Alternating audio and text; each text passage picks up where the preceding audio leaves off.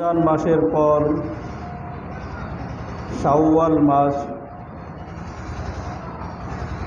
শাওয়াল মাসের সম্পূর্ণ নাম হলো শাওয়ালুল মুকাররম।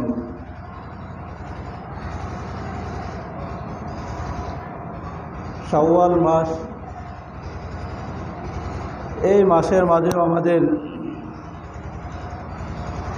কিছু করণীয় আছে। এই মাসের শুরু প্রথম তারিখেই, শাওয়াল মাসের প্রথম তারিখেই ঈদুল ফিতর উদযাপন করি। ঈদুল ফিতর আমরা পালন করি। সেই ঈদুল ফিতরের রাত্রিতে এবং কি ঈদুল আজহার রাত্রিতে আল্লাহ তাআলার ইবাদত বন্দেগী করা। এই রাত্রিতে যারা ইবাদত বন্দেগী করবে, কাল কিয়ামতের ময়দানে যেই দিন সমস্ত মানুষ মৃত্যুবরণ করবে, সকলের অন্তর মৃত থাকবে, সেই দিন যারা এই দুই ঈদের রাত্রিতে ইবাদত করে, আল্লাহ তাআলা তাদেরকে সেই দিন তাদের অন্তরকে মৃত্যু দিবেন না, তাদের অন্তর জাগ্রত থাকবে। শাওয়াল মাসের প্রথম তারিখে যেটা আমাদের পালন আমরা করি, ঈদ পালন করি, ঈদের আগে, ঈদের দিন রাতে সেই ইবাদত করা।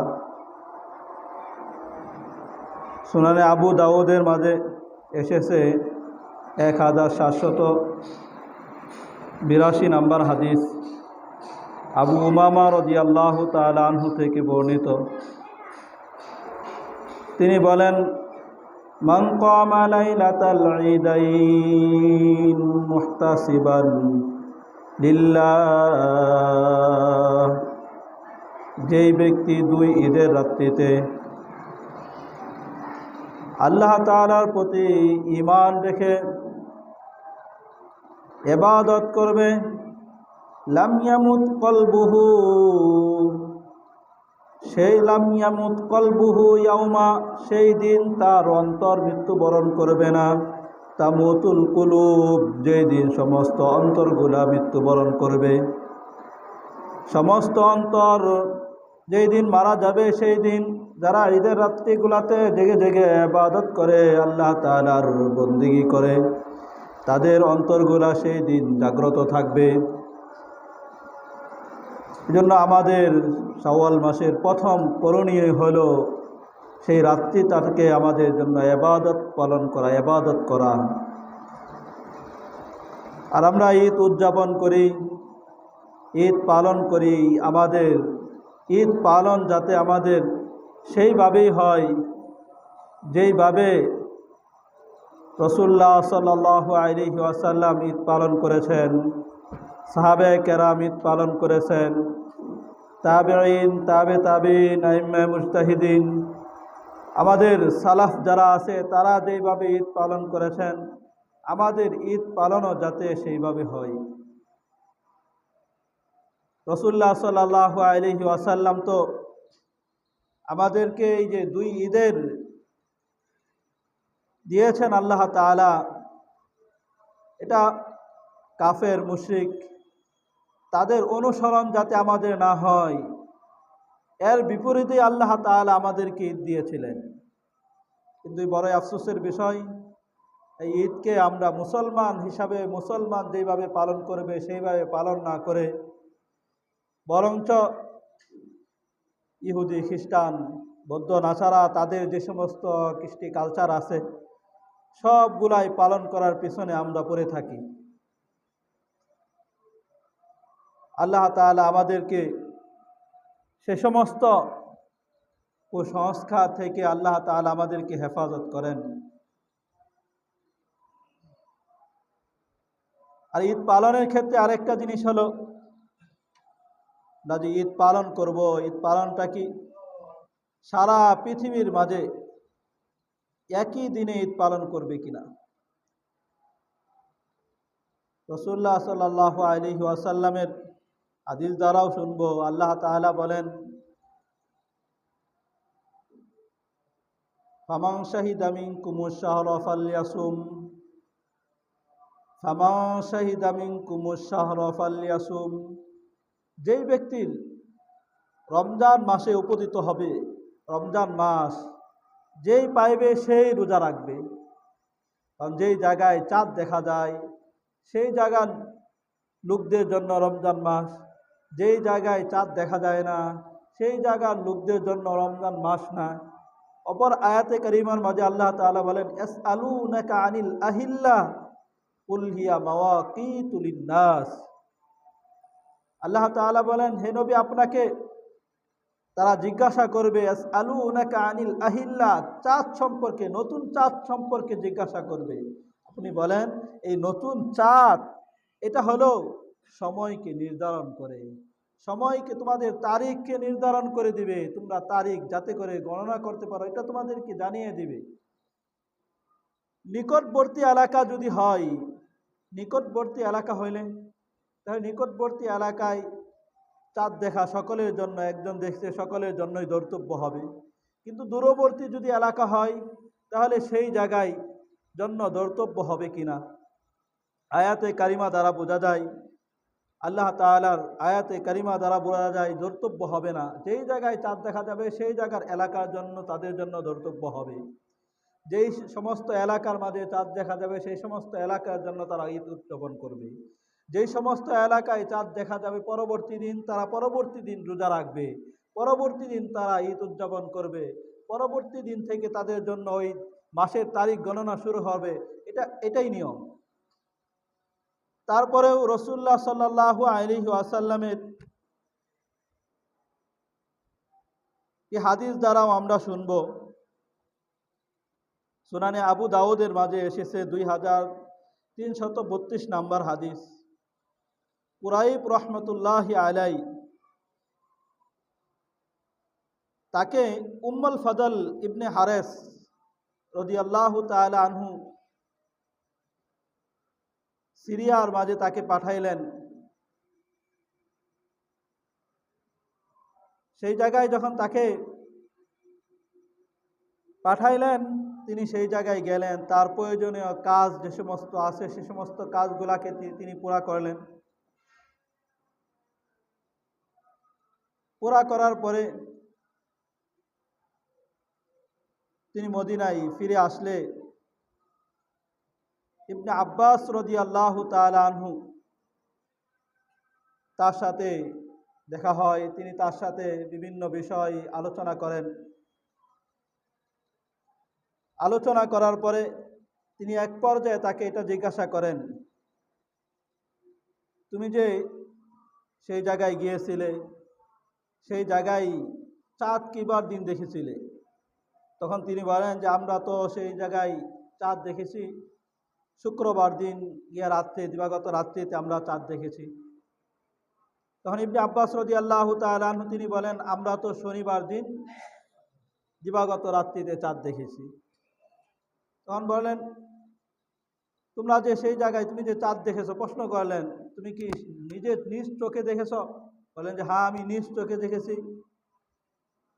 তারপর বললেন, অন্যরাও কি দেখেছে? হ্যাঁ দেখেছে, অন্যরাও দেখেছে, রোজাও রেখেছে। এমনকি রাসূলুল্লাহ সাল্লাল্লাহু আলাইহি ওয়াসাল্লাম সাহাবী তিনিও চাঁদ দেখেছেন। যখন এই কথা বলেন তখন ইবনে আব্বাস রাদিয়াল্লাহু তাআলা আনহু তিনি বলেন যে আমরা যে চাঁদ দেখেছি, যেইভাবে চাঁদ দেখেছি, যেই তারিখে চাঁদ দেখেছি সেই তারিখ অনুযায়ী আমরা মাসকে গণনা করব। সেই তারিখ অনুযায়ী যদি 30তম তারিখ, 30 দিন পুরা হয়, তারপরে চাঁদ দেখা যায়, তাহলে তার পরবর্তী দিনই আমরা কি করব? সেই তারিখ অনুযায়ী আমরা ঈদ উদযাপন করব। আর যদি সেই তারিখ অনুযায়ী না হয়, 29 তারিখে চাঁদ দেখা যায়, তাহলে সেইভাবেই আমরা সেই তারিখ অনুযায়ী আমরা ঈদ উদযাপন করব। সেই জায়গার তখন ওই সাহাবী বলেন, আমরা যে সেই সিরিয়ায় আগের দিন আমরা চাঁদ দেখলাম,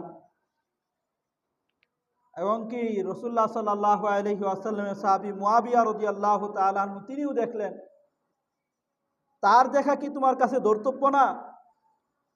তিনি মুয়াবিয়া রাদিয়াল্লাহু তাআলা আনহু জলিলুল কদর সাহাবী, তিনি চাঁদ দেখলেন, তারাও আগের দিন রোজা রাখলেন, তাদেরটা তোমার কাছে ধর্তব্য হচ্ছে না? ইবনে আব্বাস রাদিয়াল্লাহু তাআলা আনহু তখন তিনি বললেন, তাকে যখন বললেন, আফালা তাকতাফি বিরুইয়াতি মুআবিয়া, মুআবিয়া রাদিয়াল্লাহু তাআলা আনহু তার চাঁদ দেখা তোমার কাছে ধর্তব্য না? অসিয়ামিহি, তার রোজা রাখাও কি তোমার কাছে ধর্তব্য না? তখন ইবনে আব্বাস রাদিয়াল্লাহু তাআলা আনহু তিনি বললেন, ক্বালা লা, না, আমার কাছে এটা ধর্তব্য না। কারণ হাকাযা আমারানা রাসূলুল্লাহ সাল্লাল্লাহু আলাইহি ওয়াসাল্লাম, রাসূলুল্লাহ সাল্লাল্লাহু আলাইহি ওয়াসাল্লাম আমাদেরকে এমনটি আদেশ করেছেন।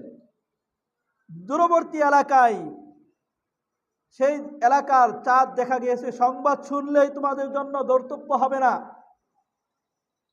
নিকটবর্তী এলাকা জায়গা আছে যেই জায়গা চাঁদ উত্তোলনের মাতলা এক হয়, সেইটা তোমাদের জন্য ধর্তব্য হবে, কিন্তু দূরবর্তী এলাকায় সেই জায়গার চাঁদ তোমাদের জন্য ধর্তব্য হবে না। জন্য এখন তো আমাদের কোথাও চাঁদ দেখা দিলে সারা পৃথিবীর মাঝে তারা বুঝতে পারে যে অমুক জায়গায় চাঁদ দেখা দিয়েছে। এই জন্য সেই জায়গায় আগে চাঁদ দেখা দিয়েছে বলে সকলের জন্য ধর্তব্য এরকম হবে না, নিকটবর্তী এলাকাগুলো তাদের জন্য ধর্তব্য হবে। জন্য যারা আরবে চাঁদ দেখা দিয়েছে সেই অনুযায়ী যদি আমাদের দেশে ঈদ উদযাপন করে, সেই অনুযায়ী যদি তারা রোজা রাখে, তাদের এটা সহি হবে না, সঠিক হবে না। তাহলে তো যদি ওইটাই ধর্তব্য হতো, তাহলে তাদের সাথে তারা যেই সময় নামাজ পড়ে তাদের সাথে নামাজ পড়ো, তারা যেই সময় সেহরি খায় সেই সময় সেহরি খাও, তারা যেই সময় ইফতার করে সেই সময় ইফতার করো। এটা তো পারবে না, কারণ এটা তাদের সাথে কোনোভাবেই মিলে না। জন্য আমাদেরকে আল্লাহ তাআলার সঠিক জিনিস বোঝার, যাতে করে সেই সমস্ত বিভ্রান্ত লোকদের কথার মাঝে না পড়ে আমরা বিভ্রান্ত না হই। আল্লাহ তাআলা আমাদেরকে হেফাজত করেন, সকলে বলি আমিন।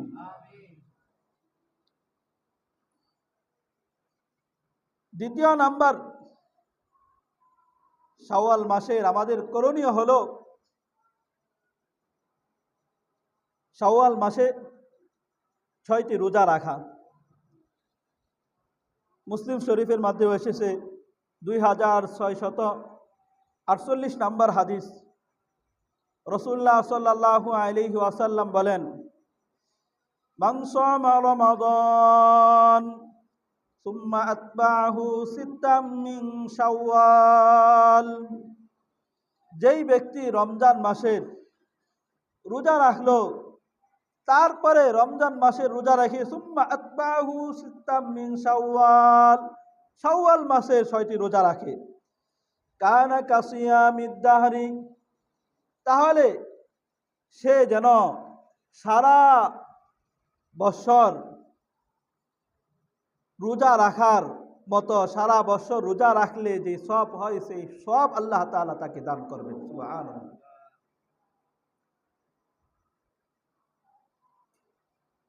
রমজানের পরে শাওয়াল মাসের সেই 6টি রোজা রাখা,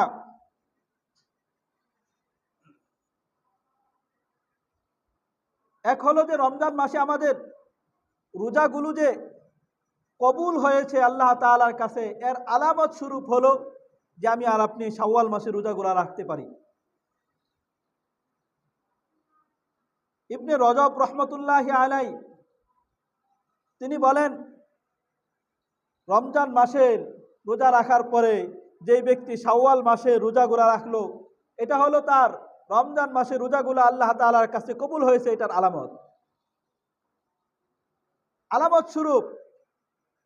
কারণ আল্লাহ তাআলা বান্দাকে যখন একটি নেক আমল করে, নেক আমল করার পরে তাকে আরেকটি নেক আমল করার সুযোগ দেয়, তখন বোঝা যায় তার পূর্ববর্তী নেক আমলটা আল্লাহ তাআলার কাছে কবুল হয়েছে। তেমনিভাবে আমাদের নেক আমলগুলা, রমজানের রোজা রাখার পরে শাওয়াল মাসে রোজা রাখতে পারলাম, তাহলে বুঝতে পারলাম যে আমার রমজানের রোজাগুলো আল্লাহ তাআলার কাছে কবুল হয়েছে। নামাজ পড়লাম, এক নামাজ পড়লাম, তারপরে আরেক নামাজ পড়ার সুযোগ আল্লাহ তাআলা দিয়েছেন, তৌফিক দিয়েছেন, তাহলে বুঝতে পারবো আগের নামাজটা আমার আল্লাহ তাআলার কাছে কবুল হয়েছে। আল্লাহ তাআলা বান্দাকে নেক আমলের প্রতিদান দেন, সওয়াব দেন, এর বিভিন্ন তরিকা, একটা পদ্ধতির মধ্যে থেকে একটা পদ্ধতি এটাও, একজনকে একটি নেক আমল করেছে, নেক আমল করার পরে তাকে অনুরূপ আরেকটি নেক আমল করার তৌফিক আল্লাহ তাআলা দেন, এটাও একটা আল্লাহ তাআলার পদ্ধতি, তরিকা। সওয়াবের প্রতিদান এইভাবেও আল্লাহ তাআলা দেন, তাকে তৌফিক দেন, একটা তৌফিক আল্লাহ তাআলার একটা নিয়ামত। যেহেতু সে রমজানের রোজা রেখেছে, তারপরে তাকে আরেকটি রোজা রাখার তৌফিক আল্লাহ তাআলা দিলেন, এটা বড়ই অনুগ্রহ আল্লাহ তাআলার। সে নামাজ পড়েছে, নামাজ পড়ার পরে তাকে আরেকটি নামাজ পড়ার তৌফিক আল্লাহ তাআলা দিলেন, তার তওবা আল্লাহ তাআলার কাছে কবুল হয়, সেই জন্য তাকে আল্লাহ তাআলা তার তওবাকে আল্লাহ তাআলা কবুল করবেন, তার ইস্তিগফারকে আল্লাহ তাআলা কবুল করবেন। এই জন্য আল্লাহ তাআলা তাকে বারবার আল্লাহ তাআলার কাছে যাতে সে তওবা করতে পারে, ইস্তিগফার করতে পারে, এই সুযোগ আল্লাহ তাআলা দেন। সে বারবার আল্লাহ তাআলার কাছে তওবা করতে থাকে, ইস্তিগফার করতে থাকে, আল্লাহ তাআলার কাছে নিজের গুনাহের জন্য ক্ষমা চাইতে থাকে, এটা বলার তৌফিক আল্লাহ তাআলা তাকে দেন। এরকম তো অনেক অসংখ্য অগণিত মানুষ আছে যে গুনাহের মাঝে লিপ্ত আছে, গুনাহের মাঝে হাবুডুবু খাচ্ছে, জাহান্নামের দিকে দৌড়াচ্ছে, কিন্তু তাকে আল্লাহ তাআলা এই তৌফিক আল্লাহ তাআলা দেয় না সে একবার আল্লাহ তাআলার কাছে আল্লাহ বলে ক্ষমা চাবে। এই তৌফিক তার হচ্ছে না, কারণ তাকে আল্লাহ তাআলা ক্ষমা, আল্লাহ তাআলার ক্ষমা তার আল্লাহ তাআলার বাদশা এমন নয় যে আল্লাহ তাআলা তাকে ক্ষমা করবেন, এই জন্য সে ক্ষমা চাওয়ার সুযোগও সে পায় না। তাহলে বুঝতে পারলাম রমজান মাসের রোজার পরে 6টি রোজা, শাওয়ালের 6টি রোজা রাখলে আল্লাহ তাআলা সারা বছর রোজা রাখার সব আল্লাহ তাআলা দিবেন। আল্লাহ তাআলা কালামে পাকের মাঝে বলেন, মান জাআ বিল হাসানাতি ফালাহু আশরু আমসালিহা, মান জাআ বিল হাসানাতি, যেই ব্যক্তি একটি নেক আমল করবে, ফালাহু আশরু আমসালিহা, আল্লাহ তাআলা তাকে একটা নেক আমলের কারণে আল্লাহ তাআলা তাকে এক নেক আমলের কারণে 10টি নেক আমলের সওয়াব আল্লাহ তাআলা তাকে দান করবেন। সুবহানাল্লাহ, একে 10 আল্লাহ তাআলা দেন, একে 10 আল্লাহ তাআলা দেন, এটা আল্লাহ তাআলা নিয়ম। তো রমজানের আরবি মাস, আরবি বছর পুরা হয় 360 দিনে, আরবি বছর পুরা হয়। রমজানের 30 দিন রোজা রাখলে একে 10 দিবেন, তাহলে আল্লাহ তাআলা একে 10 আল্লাহ তাআলা দিলে, একে 10 দিলে 30টি রোজা রাখলে 3 10-এ কত হবে? 300 হয়ে যাবে। আবারই যখন শাওয়াল মাসে সে 6টি রোজা রাখবে, ওটাকে আল্লাহ তাআলা আরো 10 গুণ বাড়ায় দিলে তখন কত হবে? আরো 60 হয়ে যাবে। তখন হয়ে গেল কত? 360 দিন হয়ে যায়। আর আরবি মাসগুলা 360 দিনই হয়। এজন্য আল্লাহ তাআলা যাতে করে আমাদেরকে সেই সারা বছর রোজা রাখার সব অর্জন করার, শাওয়ালের যে রোজাগুলো আছে সেই রোজাগুলো রাখার আল্লাহ তাআলা আমাদের সকলকে তৌফিক দান করে। সকলে বলি আমিন।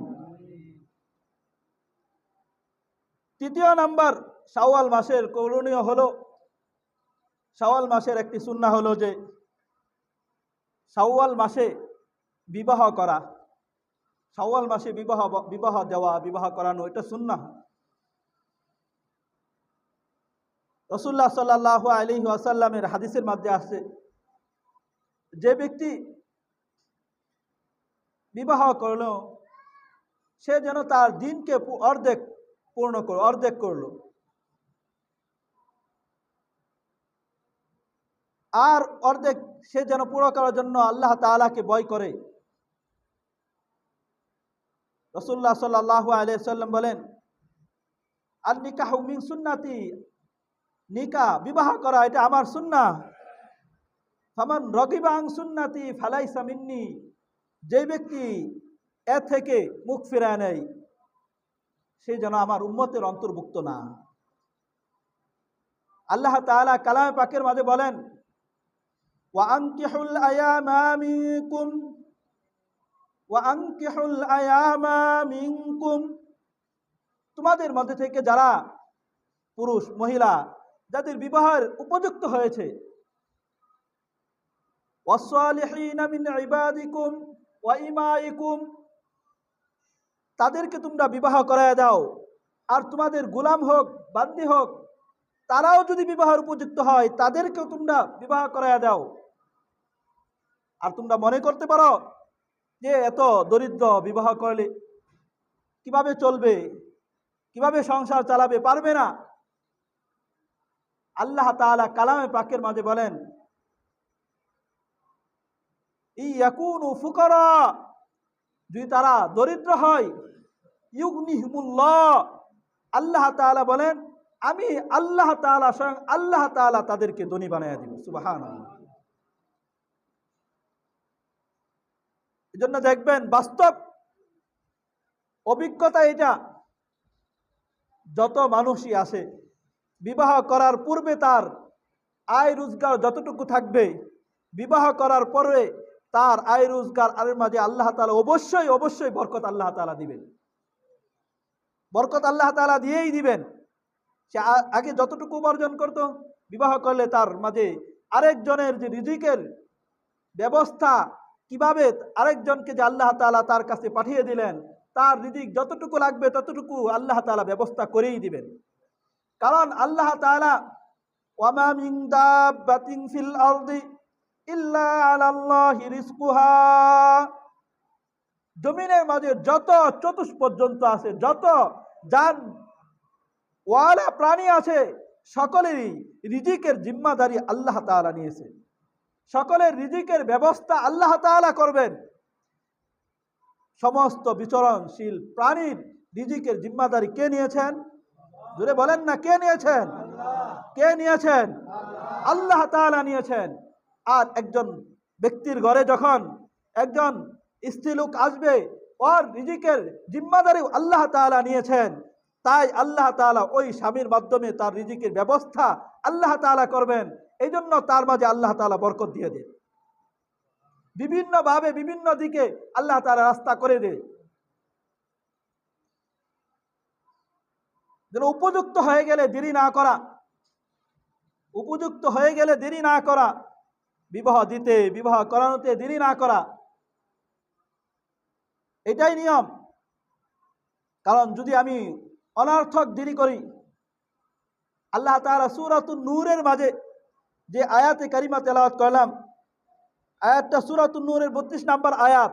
আর সূরাতুন নূরের মাঝে আল্লাহ তাআলা সমাজ যাতে অশ্লীলতা থেকে বেঁচে থাকে, বেহায়াপনা থেকে বেঁচে থাকার জন্য কয়েকটা পদক্ষেপের কথা আল্লাহ তাআলা বলেছেন। সেই জায়গায় প্রথমে তো আল্লাহ তাআলা বলেছেন যাতে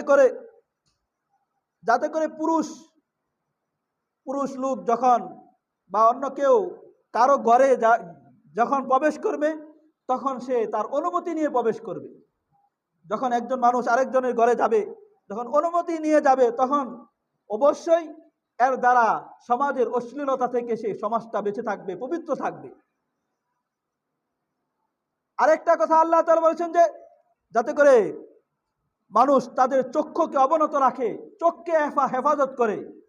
কারণ একটা মানুষের যখন চোখ হেফাজত থাকবে, চোখ যখন বিন নারী থেকে হেফাজত রাখবে, যে সমস্ত নারী তার জন্য দেখা জায়েজ নাই, সে সমস্ত নারীকে দেখা থেকে তার চোখকে হেফাজত রাখবে, বাঁচিয়ে রাখবে, তখন তার দিল অন্তর হেফাজত থাকবে।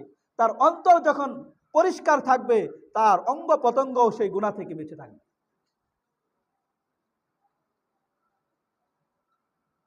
আল্লাহ তাআলা এমনইভাবে পর্দার হুকুমও করেছেন, পর্দার হুকুম দিয়েছেন। পুরুষদেরকে তাদের চোখ অবনত রাখতে বলেছেন, মহিলাদেরকে তাদের চোখ অবনত রাখতে বলেছেন। এরকমভাবে পর্দার হুকুম বলেছেন সমস্ত মহিলা মা বোন তারা যাতে পর্দার সাথে চলে, তার পুরুষ যারা আসে তাদের সামনে সে তার দেহকে যাতে প্রদর্শন না করে, তার সৌন্দর্য যাতে পুরুষদের সামনে প্রদর্শন না করে। যখন না করবে, নিজেকে যখন প্রদর্শন না করবে পুরুষদের সামনে, তখন পুরুষটাও তার প্রতি লালায়িত হবে না, পুরুষ তার প্রতি ছুটবে না। কখন? যখন মহিলা সে পর্দার মাঝে থাকবে।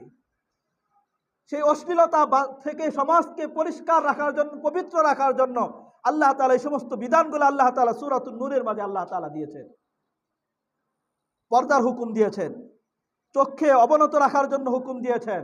একজন পুরুষ, একজন মহিলা অন্যের ঘরে যখন যাবে সে যেন অনুমতি নিয়ে যায়, এই হুকুম আল্লাহ তাআলা দিয়েছেন। ঠিক তদ্রূপভাবে এই হুকুমও দিয়েছেন আল্লাহ তাআলা, যাতে করে সমাজ পবিত্র থাকে। এই জন্য এই হুকুম দিয়েছেন যাতে করে ছেলে হোক মহিলা মেয়ে হোক, তার যখন বিবাহের উপযুক্ত হয়ে যায় তাকে যেন বিবাহ দিয়ে দিই। বিবাহ দিয়ে দিলে তখন সে বৈধভাবে সে তার চাহিদাকে পুরা করবে। কিন্তু যখন বিবাহ করাবে না, তখন ওই ছেলে ওই মেয়ে বিবাহ তাকে সময় হওয়ার পরে, উপযুক্ত হওয়ার পরে না দেওয়ার কারণে কি হয়? বৈধভাবে নয়, সে অবৈধভাবে সে তার চাহিদাকে পুরা করে। সমাজের মাঝে অশ্লীলতা বেহায়াপনা বিভিন্নভাবে ছড়িয়ে পড়ে, কারণ সে ওই বিবাহ আল্লাহ তাআলা একটা বিধান, এটা থেকে সে দূরে রয়েছে। আল্লাহ তাআলা আমাদের সকলকে বোঝার এবং আমল করার তৌফিক দান করেন, সকলে বলি আমিন। যেটা বলতেছিলাম, শাওয়াল মাসে বিবাহ করানো, বিবাহ দেওয়া, এটা একটা রাসূলুল্লাহ সাল্লাল্লাহু আলাইহি ওয়াসাল্লামের সুন্নাহ। আর বিবাহ কোথায় করাবে? বিবাহ করানোর স্থান হলো মসজিদ, আল্লাহ তাআলার ঘর মসজিদ। মসজিদ যেরকম ভাবে ইবাদতের স্থান, আমরা বিবাহকে মসজিদের মাঝে করানো এটাকে একটা অনেক দূরের বিষয় মনে করি। মসজিদের মাঝে বিবাহ হয়, আসলে সুন্নাত হলো, রাসূলের সুন্নাত হলো মসজিদের মাঝে বিবাহ করা। এই শাওয়াল মাসের জুমার দিনে, যে কোনো এক জুমার দিনে আল্লাহ তাআলার ঘর মসজিদের মাঝে বিবাহ করা, এটা সুন্নাহ। রাসূলুল্লাহ সাল্লাল্লাহু আলাইহি ওয়াসাল্লামের জামানায় সাহাবায়ে কেরামদেরকে বিবাহ পড়ালে রাসূলুল্লাহ সাল্লাল্লাহু আলাইহি ওয়াসাল্লাম তাদেরকে মসজিদের মাঝে বিবাহ করাতে। যখন মসজিদের মাঝে বিবাহ করাবে, তখন বিভিন্ন বিভিন্ন রকমের খরচাদি থেকে বেঁচে যাবে, অপচয় থেকে বেঁচে যাবে, এরকম ভাবে বিভিন্ন ধরনের গুনাহের কাজ থেকেও বেঁচে যাবে। বিবাহ এটা একটা বরকতপূর্ণ একটা ইবাদত, একটা বরকতপূর্ণ একটা জিনিস। কিন্তু এই বরকতপূর্ণ জিনিসগুলাকে আমরা বেহায়াপনার দ্বারা, নোংরামির দ্বারা বরকতটাকে আমরা নষ্ট করি। বরকতটাকে নষ্ট করার কারণে এই বিবাহর একটা বরকতপূর্ণ একটা জিনিস, শুভ কাজ, এটাকে আমি আর আপনি নষ্ট করার কারণে দেখা যায় বরকতটাকে নষ্ট করার কারণে তখন পরবর্তী জামানায় ওই বিবাহ অটুট থাকে না, নষ্ট হয়ে যায়। এরকম দেখা যায় অনেক সময় ওই সমস্ত ঘর থেকে সন্তানাদি যখন হয়, সন্তানাদিগুলা তখন দিনদার হয় না, নেককার হয় না, পিতামাতার অবাধ্য হয়, পিতার অবাধ্য হয়, মাতার অবাধ্য হয়, তাদের খেদমত করে না, তাদের সেবা শুশ্রূষা করে না, তাদের কথা শুনে না, একদিকে চলতে বললে অন্যদিকে চলে। কারণ আমি আর আপনি ওই যে আল্লাহ তাআলা বরকতটা দিয়েছিলেন, ওই বরকতকে নষ্ট করেছি। তাহলে বলেন তো দেখি, বিবাহ সুন্নাত হলো কোথায়? মসজিদে। কোথায়? আল্লাহ তাআলার ঘর মসজিদে পড়ানো সুন্নাহ। জন্য আমি আর আপনি আমরা এটাকে আমল করার জন্য, নিজেদের জিন্দেগিতে বাস্তবায়ন করার জন্য চেষ্টা করি।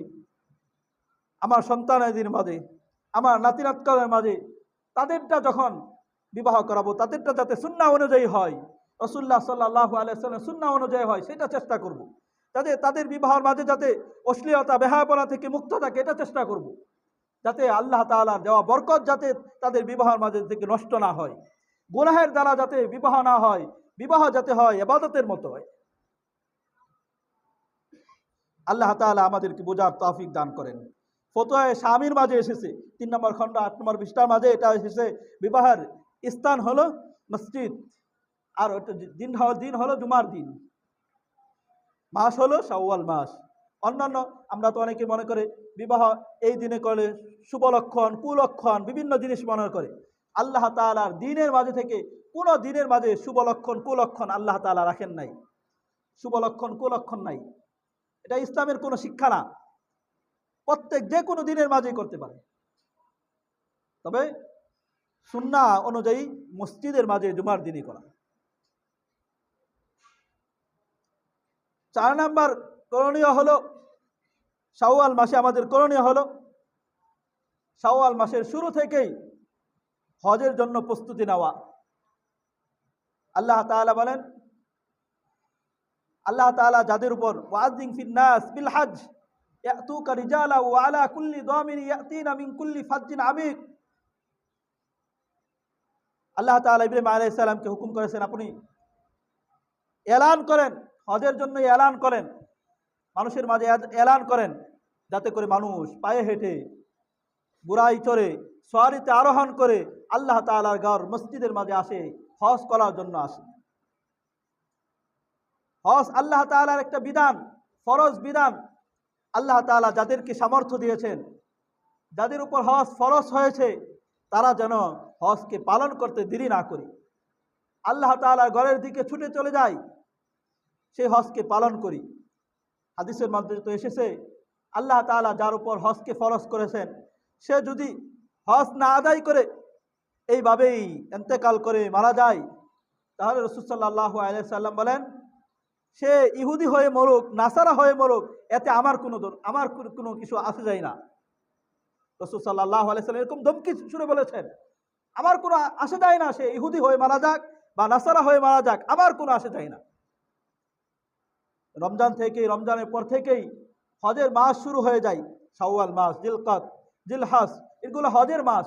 এজন্য হজের জন্য প্রস্তুতি নেওয়া। যাদের উপর আল্লাহ তাআলা হজ ফরজ করেছেন, যারা হজে যাব, তারা হজের মাসায়েলগুলা শিখতে থাকা। কিভাবে হজ পালন করবে, হজের মাসায়েল, হজের সুন্নাহগুলা, হজের ওয়াজিবাতগুলা, হজের ফরজগুলা, এগুলা জানা।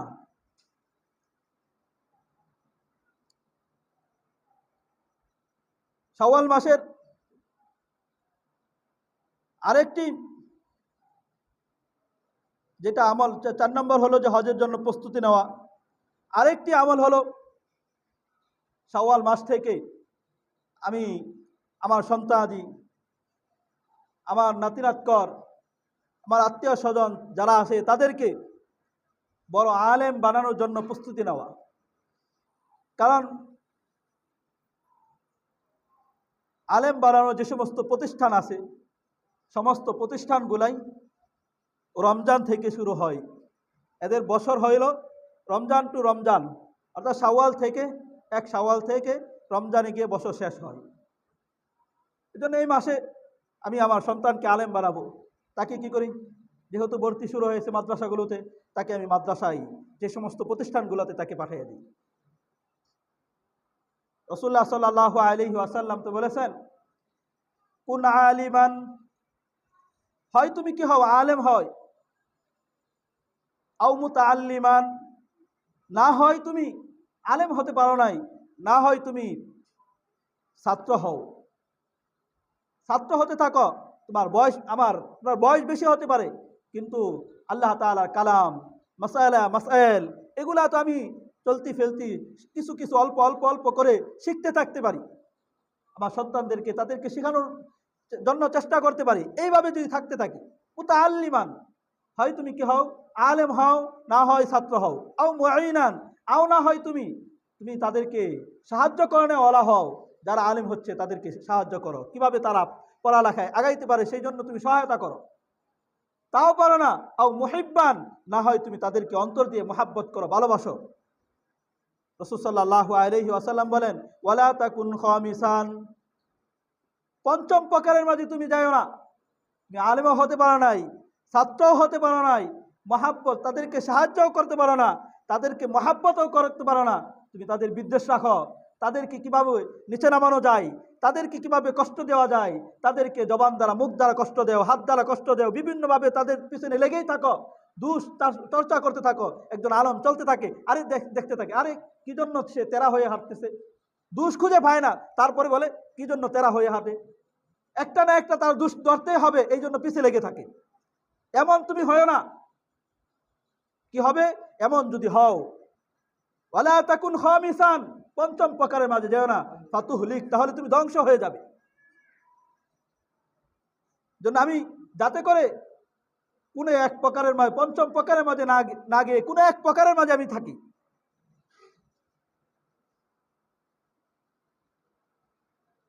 শাওয়াল মাসের আরেকটা যেটা করণীয় বলতেছিলাম, বড় আলেম বানাতে হলে, আলেম হতে চালে, যাতে করে শাওয়াল থেকে আমি আর আপনি প্রস্তুতি নেই, শুরু করে দেই, কাজকে শুরু করে দেই। আর শাওয়াল থেকে আমি আর আপনি যেই শিক্ষাটা নিব, শাওয়াল মাস থেকে যে শিক্ষাটা নিব, শিক্ষাটা হলো যে সোহবত। শাওয়াল মাস একটা শাওয়াল মাস, শাওয়ালুল মুকাররম, শাওয়ালুল মুকাররম সম্মানিত মাস হিসাবে এটা গণনা করা হয়। কারণ এই শাওয়াল মাসটা একটা মাসের সাথে তার সম্পর্ক। সেই মাসটার নাম হলো রমজান, রমাদান।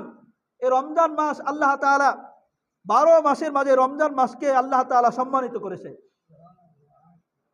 সেই রমজান মাসের সাথে শাওয়াল মাসের সম্পর্ক, এমনইভাবে শাবান মাসের সম্পর্ক।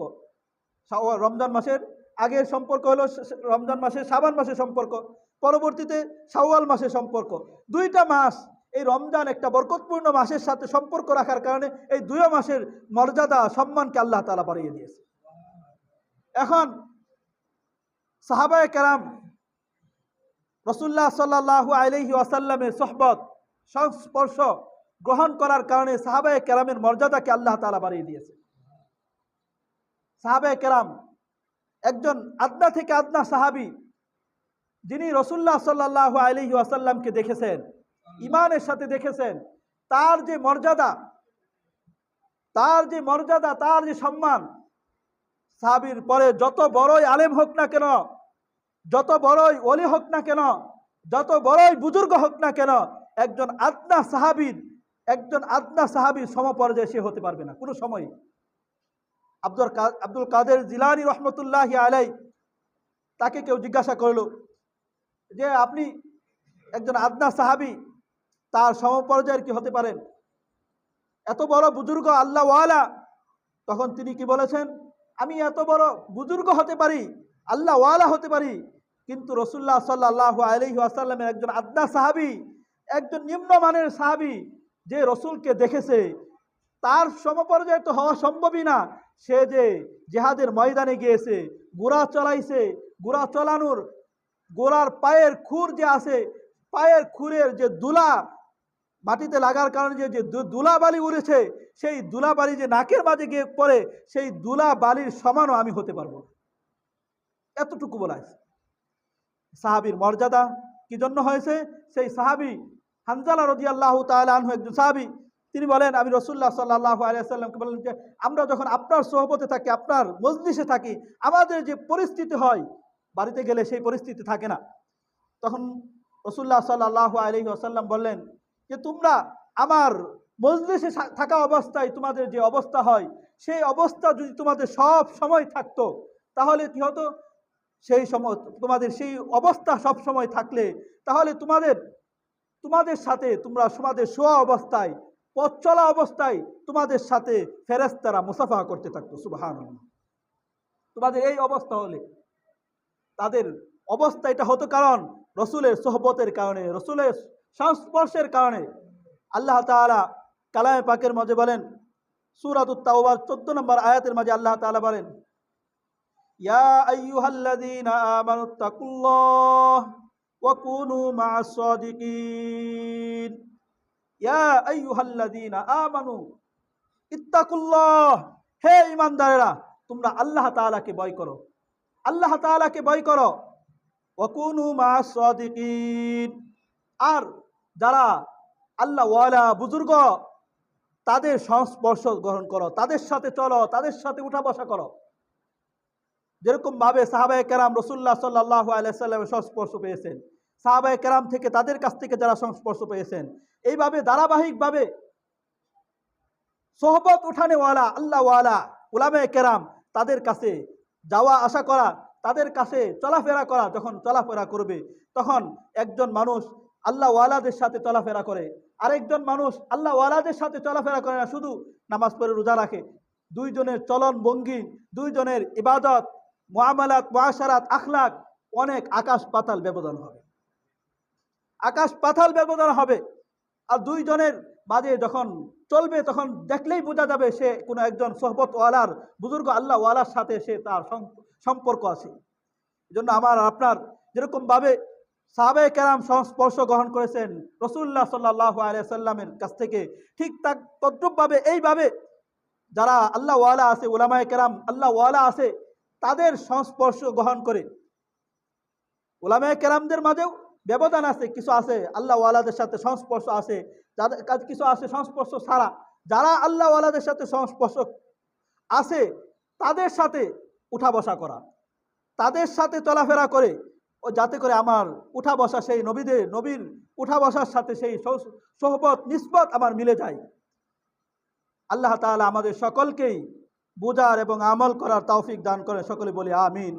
যে সমস্ত করণীয়র কথা আমরা বললাম, সে সমস্ত করণীয় এবং আমাদের শিক্ষাগুলোকে অর্জন করার তৌফিক দান করে, সকলে বলি আমিন। ওয়া আখির দাওয়ানা আলহামদুলিল্লাহি রাব্বিল আলামিন ওয়া মা আলাইনা ইল্লাল বালাগ। যারা সুন্নত পড়ে নাই কবলাল জুমা চার রাকাত সুন্নত পড়ে নি।